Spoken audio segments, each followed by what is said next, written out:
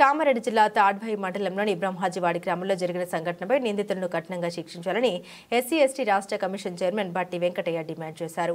బ్రహ్మాజీవాడి గ్రామానికి వెళ్లి కూరలి రమేష్ను అడిగి తెలుసుకుని మల్లన్న దేవాలయంలో కొబ్బరికాయ కొట్టి రావడం జరిగింది.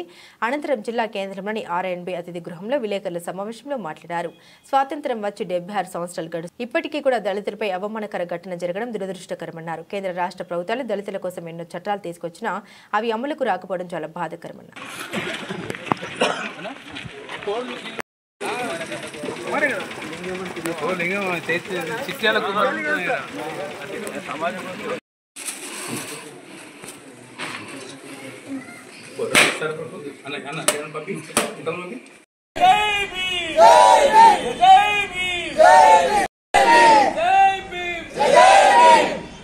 కాపాడుకుందాం భారత రాజ్యాంగాన్ని.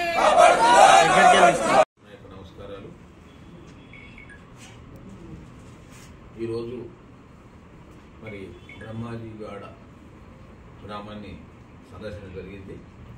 ఆ సంఘటన కోసం ఆ సంఘటన ప్రెస్ మీట్లో పాల్గొంటున్నటువంటి మా యొక్క డిబిఎం రాష్ట్ర నాయకుడు శంకర్ గారు, మరి యొక్క మా బాధితుడు రమేష్ గారు, గైడ్ రాజు గారు, మల్లన్న గారు, డిఎస్ మెంబరు, గంగారాం గారు, బబ్బుల్ గారు, మరి నారాగౌడ్ సార్, ఈ యొక్క మా సంజీవ్ గారు, దళిత సంఘాల నాయకులు అందరి పేరున అందరి పేరున నా యొక్క జేబీఎంలు నమస్సుమాంజారు.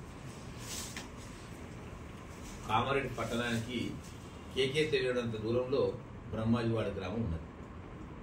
ఆ గ్రామంలో జరిగిన సంఘటన దురదృష్టకర సంఘటన, చాలా బాధాకరం, చాలా దుర్మార్గం.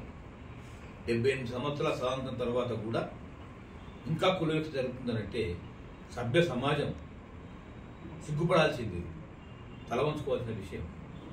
ఒకసారి మేధావులంతా ఆలోచన చేయాలి, ప్రజాస్వామ్యవాదులంతా ఆలోచన చేయాలి, అన్ని వర్గాల బహుజనులు, మేధావులు, అన్ని కులాల నాయకులు ఆలోచన చేయాలి. మరి కులవివక్ష అనేది ఇంకా 78 సంవత్సరాల తర్వాత కూడా కొనసాగుతుందనంటే ఇక మనం దానికి ఏం చెప్పాలనో ఏం మాట్లాడనో చాలా ఇబ్బంది అనిపిస్తుంది. మనం గ్రామంలో అందరం కూడా అందరం తమ్ములమని అన్న, తమ్మి, బావ, అన్న, చెల్లి, అక్క అని చెప్పి వరుసలు పెట్టుకొని పిలుచుకుంటాం. గొల్లుళ్ళం కానీ, కురుముళ్ళం కానీ, యాదవులు కానీ, తర్వాత మన గౌడ్స్ కానీ, ముద్రాలు కానీ, మాల, మాది అందరం కూడా మనం అత్త కలిసిమెలిసినటువంటి జీవితంలో ఇటువంటి సంఘటనలు చాలా బాధాకరం. నేను పోలీస్ శాఖను ఆదేశించిన మన గొల్లసాయి ఏ విధంగా అయితే మాట్లాడిండో ఆయన వీడియో నేను విన్నా. ఆ వీడియో విన్నప్పుడు నాకు సిల్వల కూడా కోపం వచ్చింది. నాకు ఆయన ఏం మాట్లాడుతున్నాడు, రమేష్ అగ్గేటువంటి దేవుడు, నీకు కూడా మంచిది కావాలి, నాకు మంచిది కావాలి, నేను మహిళలను కూడా పాకమన్నా అని చెప్పి మహిళలను అవమానపరుస్తున్నాడు, దళితులను అవమానపరుస్తున్నాడు, మహిళలను బయట పంపిన అని చెప్పి మరి ఈ రకంగా చేయడం చాలా సిగ్గుచేటు. ఇటువంటి సంఘటనలు మళ్ళీ జరగకుండా ఉండాలంటే తప్పకుండా బేరాలు, సారాలు, మన ప్రయత్నాలు, కేసు ఉపసంహరణ కోసం తప్పైందని కాలు ముగ్గుగానే జరుపుతూనే ఉన్నారు. అదన్నీ ఏం లేదు. నేను పోలీస్ శాఖ ఎస్పీ గారిని ఆదేశించిన, అక్కడ డిఎస్పీ గారు వచ్చిండ్రు, ఇప్పుడు ఏఎస్పీ మేడం వచ్చింది, ఇక్కడ ఎస్పీ గారితో కూడా మాట్లాడినా. ఏది ఏమైనా గొల్లసాయిలు దాని కుట్రదాలు ఎవరైతున్నారో, ఎవరైతే ఈ తరాలు ఎవరైనా రానిగద్దు మాలలో మాది ఉందని చెప్పి అన్నారో వాళ్ళందరూ కూడా తక్షణమే 24 గంటల లోపల అరెస్ట్ చేసి జైలు పంపాలని చెప్పి నేను ఆదేశాలు ఇచ్చిన పోలీస్ శాఖకు. మరి గౌరవ కలెక్టర్ గారితో కూడా మాట్లాడినా. ఇటువంటి సంఘటన మళ్ళీ జరగదంటే చట్టం అంటే భయం ఉండాలి. మరి ఈ సమాజంలో కూడా మనం కులం అనేది, ఒక సమాజంలో ఈ కులం అనేది ఒక కలుపు మొక్క, దాన్ని మనం తీసేయాలి. తీసేసినప్పుడే నవ సమాజ నిర్మాణం, బంగారు తెలంగాణ సాధ్యమవుతాయి. అటువంటి సమయంలో కూడా ఈ టైంలో కూడా కులాలు, మతాలు ఎన్ని చూస్తున్నాయి, ఎన్ని జరుగుతున్నాయి, కులాంతరాలు ఎన్ని జరుగుతున్నాయి. ఏ కులమాత్రం లేకుండా చదువుకున్న సమాజంలో కులాంతరాలు జరుగుతున్నాయి, అన్నదమ్ములకు బతుకున్నాం. అటువంటి సమయంలో మాలమాయకులు రావద్దీనికి, ఈ గుళ్ళకు రావద్దని మాట్లాడడం మాత్రం చాలా సిగ్గుచేటు. మనం ఎక్కడనో ఒకసారి అర్థం చేసుకోవాలని చెప్పి నేను కోరుతున్నా. ఏది ఏమైనా మేధావులు, బహుజన సంఘాల నాయకులు, దళిత సంఘ నాయకులందరూ కూడా ముక్తమరణంతో ఖండించాలి.